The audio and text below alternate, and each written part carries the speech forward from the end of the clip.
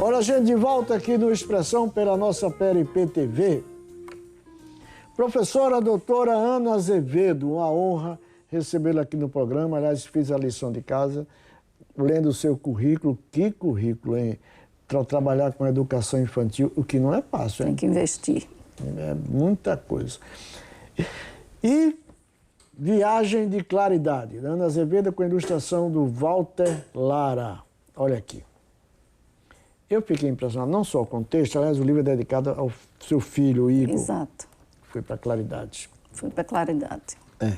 Depois vai falar um pouquinho sobre isso. Mas eu fiquei impressionado com as ilustrações do Walter Lara.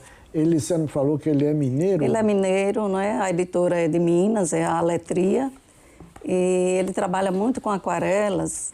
Essa do pássaro? São lindas, né? Todas, eu acho que foi um casamento perfeito do texto com as imagens, né?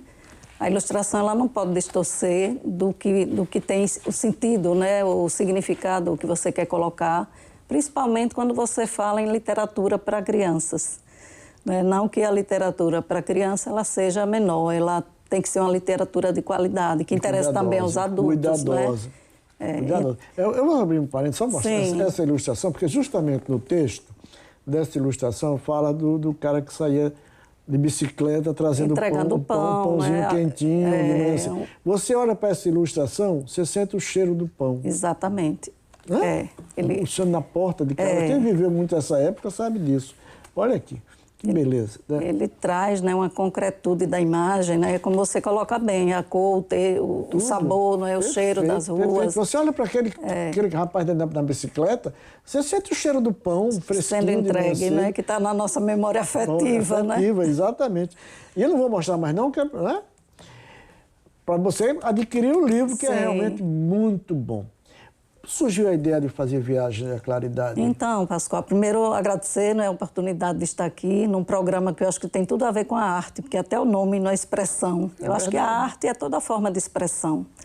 E a literatura é uma das mais belas, né, formas de arte.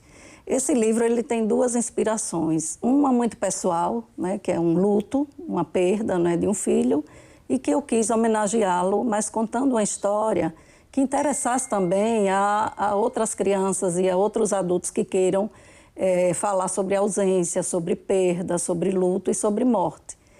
Então, é uma inspiração pessoal, né, de tentar fazer uma homenagem a esse meu filho e o neto, né, que é o menino de 5 anos da história, o menino perguntador, e uma questão profissional. Eu sou da área, né, e eu trabalho com pesquisas com crianças, com escuta de crianças. E nesse momento de pandemia, onde a gente teve tantas perdas, tantas mortes, eu sinto que ainda é um tabu falar sobre morte. Não só na escola, mas nas famílias.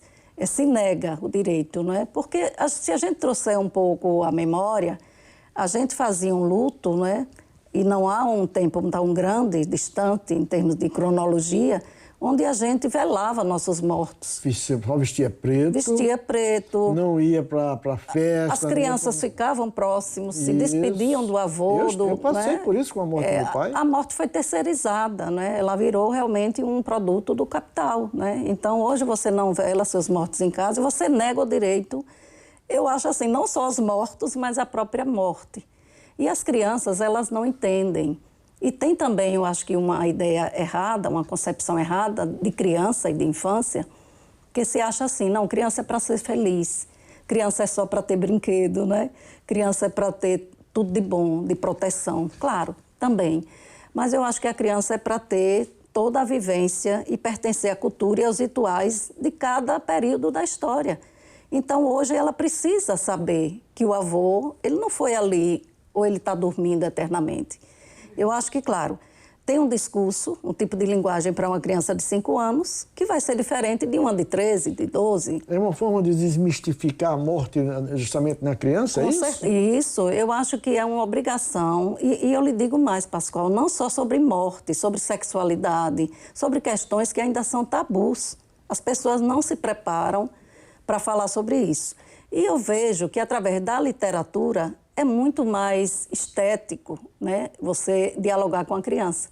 Se você lê uma história dessa para uma criança e permitir que ela coloque sua compreensão, né? Você tem uma ponte para fazer esse debate. Claro que não é uma tese, né? Sente aqui hoje que eu vou falar sobre a morte. Não. Às vezes a criança perde um amiguinho que foi de uma cidade para outra. Ele não perdeu, né, fisicamente, mas ele tem um luto, né? Ele estava com aquele amiguinho até não sei que série. De repente o amiguinho vai para outra escola, não precisa nem sair da cidade. Às vezes uma plantinha em casa que morreu, às vezes um bichinho de estimação. Então são várias formas, né? Agora é preciso ter o quê? Verdade. Eu sempre coloco isso nas minhas falas com professores, né, quando eu faço curso de formação. A criança precisa de verdade. Não dá para você criar só as metáforas, né?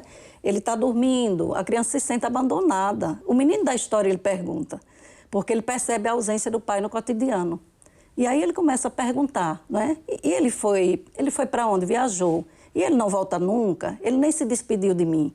E ele queria ir. Então, a criança vai sentindo como se o pai abandonasse. Porque dizem que ele fez uma viagem, mas que nunca voltou. Então, para a criança é importante, né? É cruel não falar dentro de uma linguagem, claro, adequada, né? Não simplificada, mas com sensibilidade, né? Essas Você tem questões. Muito cuidado, né? Porque muita gente fala isso, mas fala de forma errônea então, também. Errônea. Errônea. Sim. Mas ele tem, também o livro tem um lado espiritualista muito forte também, não? Tem, ele tem porque tem uma concepção, né, não de religião, mas você disse bem, de espiritualidade, de uma crença que nós somos energia, nós não somos só isso que está aqui, independente da concepção que cada um tem. Né? Se é o espiritismo, se é o católico... É a luz. É a luz, é alguma coisa a mais. E eu lembro também de uma questão que na semana passada eu tive uma live no próprio lançamento, que alguns adolescentes entraram na live e perguntavam qual é a lembrança que a senhora tem da morte, né? Como a infância da senhora lidava com a morte. Então, foram 300 adolescentes, uma live que eu fiz para um colégio, né? Fui convidada. E eu achei muito interessante o interesse deles pelo tema, né? Porque era um tema, foi anunciado assim. É uma professora que vai falar sobre perda, sobre luto. E, claro, o livro era uma forma, né, de lidar com isso.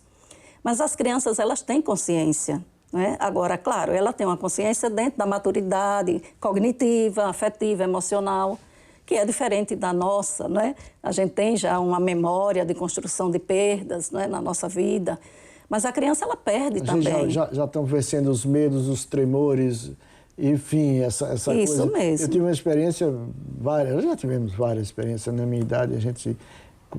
Tem um amigo meu que disse que quando vai chegando nessa idade, a gente vai percebendo que os amigos estão indo embora, né? E é verdade. E eu tive uma experiência, Ismar Barreto foi uma, sim, que era sim. uma pessoa muito querida, era um talento, quase né? um irmão meu, né? E foram 9 meses de sofrimento, realmente eu acompanhei praticamente tudo. Depois um irmão meu também, que passou por sérios problemas, enfim. E a gente, meus parentes, né? E meu pai, quando meu pai morreu, eu tinha 13 anos de idade. Quer dizer, então, esse livro fala muito... Acho que tocou um pouco, né, em você, tocar, né? Pensar. Não tem outro jeito, né? E quando a gente fala de luz, acho que é isso aí, essa claridade, que muita gente pergunta, acho, uma vez alguém me falou isso, e eu fiquei com isso na cabeça até hoje. Muita gente pergunta quando a gente parte, para onde é que a gente vai. Mas ninguém se pergunta de onde foi que a gente veio. Exato. Né? E afinal, né? De onde foi que a gente veio? Então, você me lembra também, meu doutorado foi em filosofia, justamente, e uma das grandes questões, eu fiz uma disciplina que era antropologia da morte. Poucas pessoas se inscreveram, porque era uma disciplina optativa, e eu fui a primeira. Porque eu tenho interesse por esses mistérios, né? Por essas questões assim que me fascinam, né? E eu aprendi nessa disciplina que o culto da morte, ele tem diferença não só entre culturas, né? Sim. Por exemplo, a própria expressão do luto, né? Do Ocidente, do Oriente. Tem países que dançam, ficam cantando. O México, eu fui ao México apresentar um trabalho e é o Dia dos Mortos, né? Eles festejam e eles acreditam que os mortos são bem-vindos naquele dia, que eles têm uma energia ali, que tem um contato, né? E se vestem de caveiras e colocam oferendas, a comida. Então, é uma forma mais bonita, talvez, né, de encarar a morte, não só com essa dor triste, porque, claro, é triste perder alguém, A gente tem tristeza de perder um livro, né, de perder uma bolsa, de perder um brinco. É verdade. E ainda mais uma pessoa que fez parte da sua vida. Então, é uma tristeza, né? É uma saudade, mas a gente precisa aprender. Eu acho que nós todos somos sobreviventes, né? A gente vive numa realidade, eu vi a entrevista anterior, né, do Dr. Gilton, a gente vive um momento muito difícil. Nós tivemos perdas de amigos, de professores, de colegas, de vizinhos. Cada um de nós teve conhecimento de alguma ausência, né?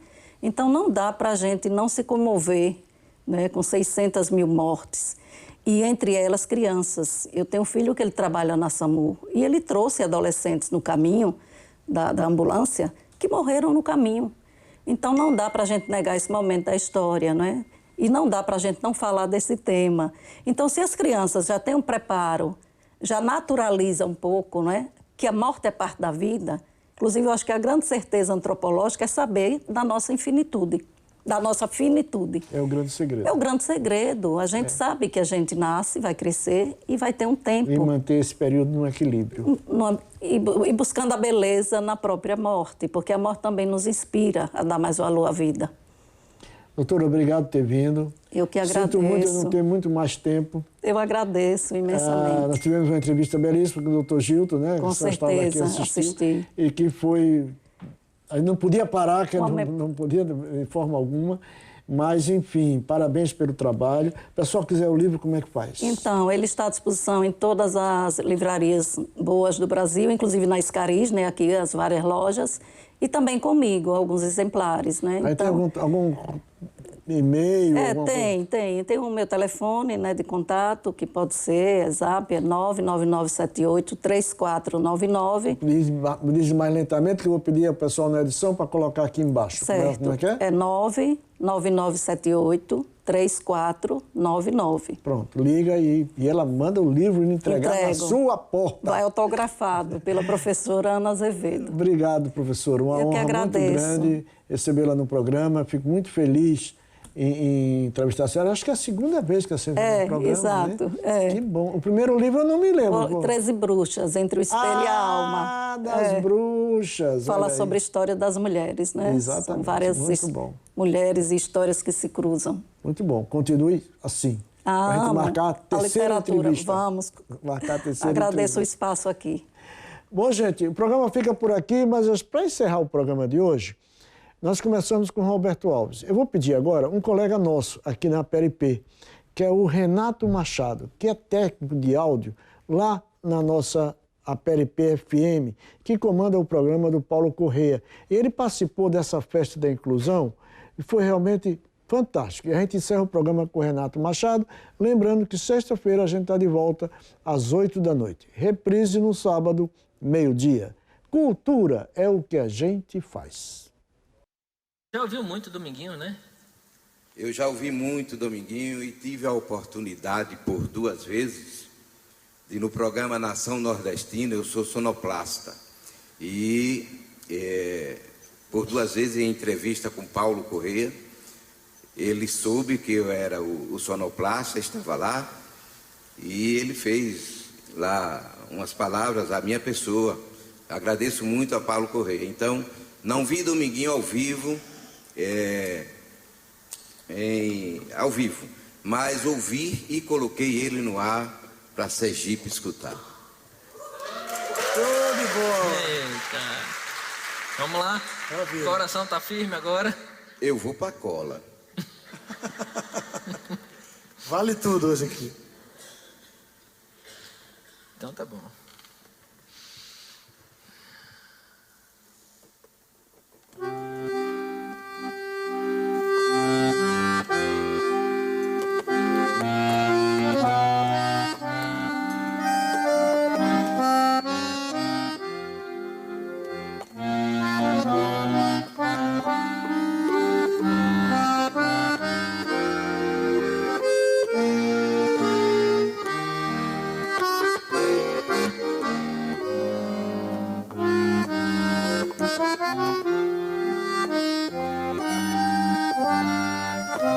Na Serra da Terra ouviu-se um cantar, astro mor, um raio, um brilho, uma luz, fez-se um canto maior, ecoou o mundo afora e partiu desse sol de Oxum. E cantou, encantou asa branca, Cauã transbordou Pajeú. Solo, Araripe, alma, sertão, som do Brasil. Um canto de fé, acalanto de amor, pranto viril. Caiçara, quem desse, fizesse o tempo voltar. E de novo esse canto a gente pudesse escutar.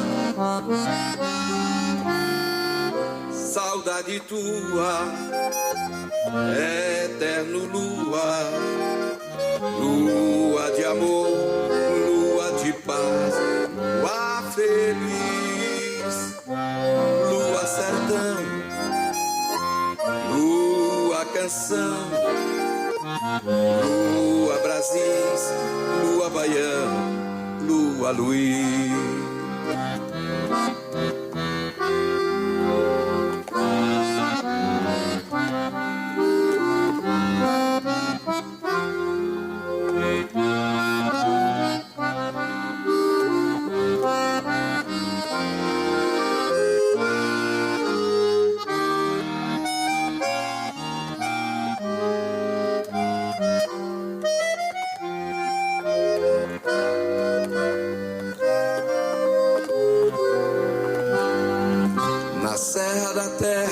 Ouviu-se um cantar, astro-mor, um raio, um brilho, fez-se um canto maior. Ecoou o mundo afora e partiu desse sol de Oxum. E cantou, encantou asa branca, Cauã transbordou Pajeú. Solo, Araripe, alma, sertão, som do Brasil, canto de fé, acalanto de amor, pranto viril. Caiçara, quem dera, pudesse o tempo voltar. E de novo esse canto a gente pudesse escutar. Saudade tua, eterno lua, lua de amor, lua de paz, lua feliz, lua sertão, lua canção, lua baiana,